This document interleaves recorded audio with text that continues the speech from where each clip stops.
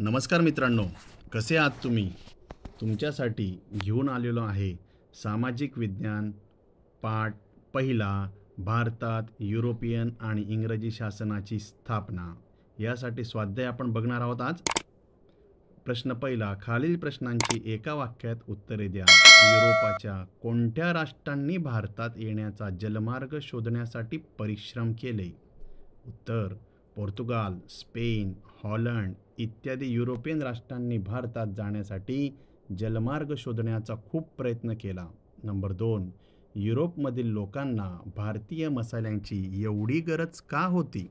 उत्तर, युरोपातील लोक बहुतेक मांसाहारी असल्याने त्यांना मांस टिकवण्यासाठी मिरे, मसाले, दालचिनी, आले यासारखे मसाल्याची गरज होती. नंबर 3, कोणत्या युद्धाच्या परिणामाने बंगालमध्ये द्विमुखी शासन पद्धत अंमलात आली? उत्तर, इसवी सन 1764 मध्ये बक्सारच्या लढाईचा परिणाम बंगालमध्ये दुहेरी शासन व्यवस्था अंमलात आली. नंबर 4, सर्वोच्च न्यायालयाची स्थापना कोणत्या कायद्यानुसार झाली?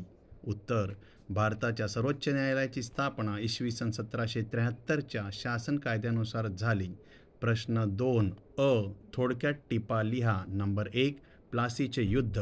उत्तर, प्लासीची लढाई बंगालचा नवाब सिराज उद्दौला आणि इंग्रज यांच्यात झाली होती. सिराज उद्दौलाने 15 जून 1756 रोजी फोर्ट विल्यमवर स्वारी करून इंग्रजांचा पराभव केला.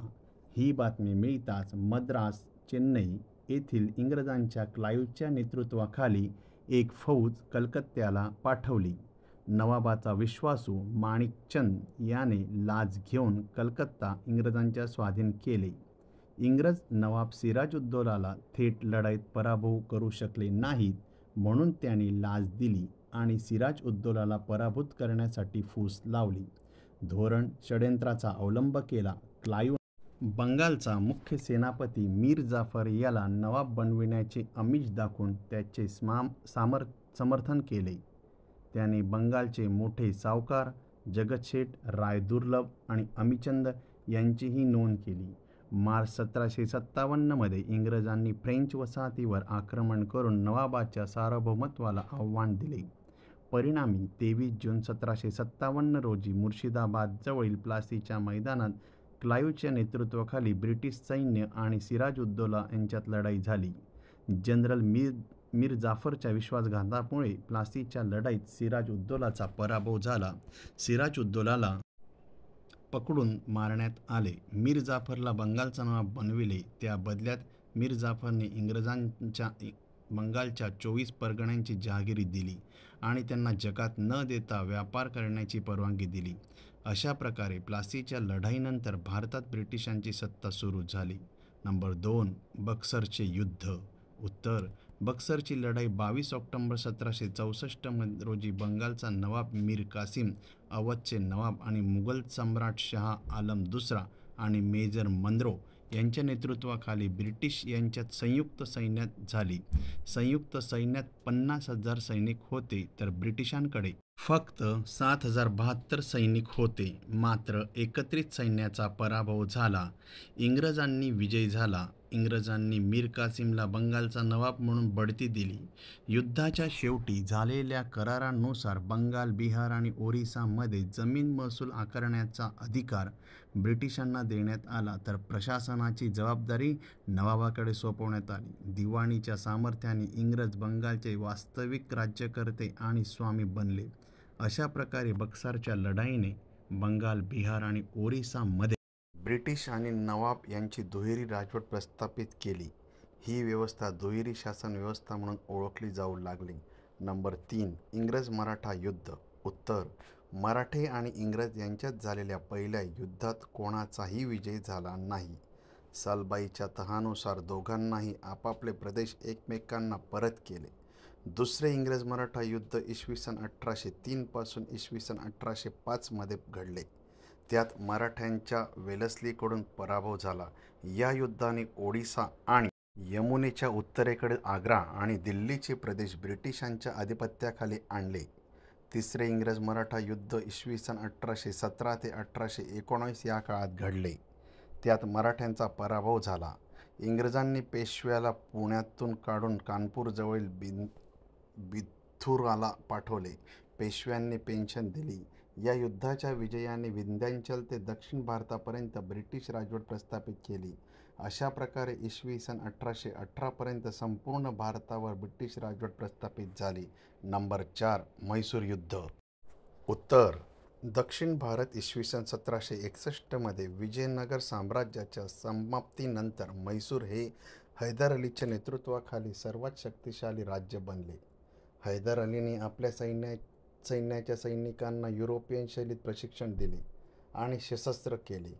हैदर अलीच्या झपाट्याने वाढणाऱ्या शक्ती आणि अधिकाराने इंग्रजांना घाबरवले. ब्रिटिशांनी म्हैसूरसह म्हैसूरची सत्ता संपादन केली.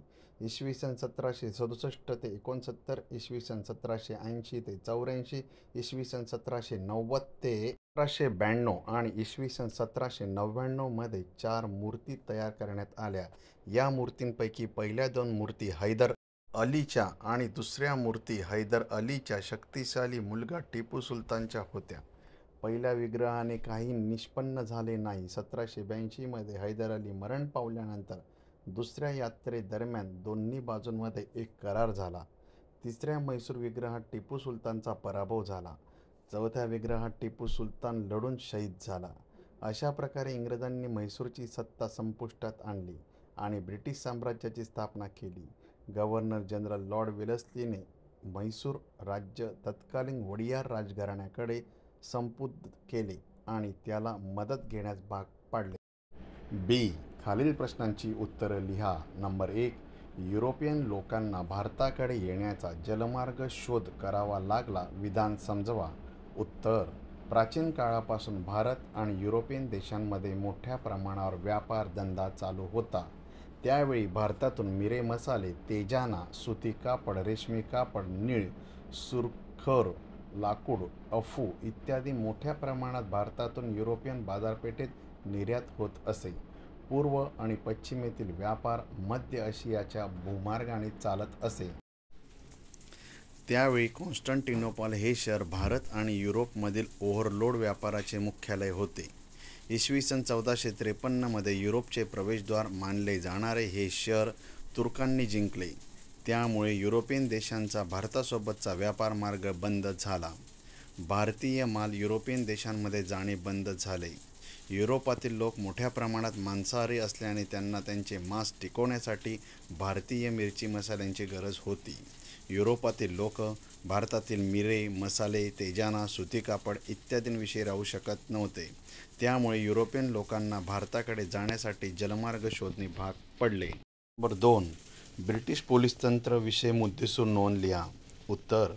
ब्रिटिश पोलीस दल हे लष्करा इतकेच महत्त्वाचे होते. म्हणून गव्हर्नर जनरल लॉर्ड कॉर्नवालिस यांनी संपूर्ण इंडिया कंपनीच्या प्रदेशात पोलीस दलात एक समानता आणण्यासाठी अनेक सुधारणा केल्या. त्यांनी पारंपरिक भारतीय सरंजामशाही पोलीस दलाच्या जागी आधुनिक पोलीस दल आणले. त्यांनी जिल्हा स्तरावर जिल्हा पोलीस अधीक्षक DSP यांची पोलीस अधिकारी म्हणून नियुक्ती केली. त्यांनी ठिकठिकाणी पोलीस ठाणी सुरू केली. प्रत्येक पोलीस ठाण्यात एक फौजदार नेमण्यात आला. प्रत्येक गावात एक चौकीदार नेमण्यात आला. ब्रिटिश पोलीस दलात उच्च पदावर फक्त इंग्रजांची नियुक्ती होती. कॉन्स्टेबल पदावर भारतीयांची होती. नंबर 3. ब्रिटिश शासनामुळे भारतात अविश्वासाचे वातावरण निर्माण झाले. हे विधान समजवा. उत्तर. परकीय शासन आणि परकीय कायदा हे दोन्ही मुख्य घटक भारताला परावलंबी स्थितीत ठेवणारे होते. या दोन्ही घटकांमुळे भारतातील ब्रिटिश साम्राज्याचा पाया मजबूत झाला. ब्रिटिश राजवटीच्या विविध व्यवस्थेमुळे भारतात गरिबी, बेरोजगारी आणि उपासमार निर्माण झाली. खेड्यातील अर्थव्यवस्थेचे तुकडे झाले. शहरात अनेक समस्या निर्माण झाल्या. ब्रिटिशांनी परकीय कायदे भारतीयांच्या विरोधात मुक्तपणे वापरले. त्यामुळे भारतामध्ये ब्रिटिश राजवटीबद्दल अविश्वासाचे वातावरण निर्माण झाले. नंबर 4. दुसऱ्या इंग्रज-मराठा युद्धाचे परिणाम सांगा. उत्तर. दुसरे ब्रिटिश-मराठा युद्ध इसवी सन 1803 ते 1805च्या दरम्यान घडले. त्यात गव्हर्नर जनरल वेल्लेस्लीच्या सैन्याकडून मराठ्यांचा पराभव झाला.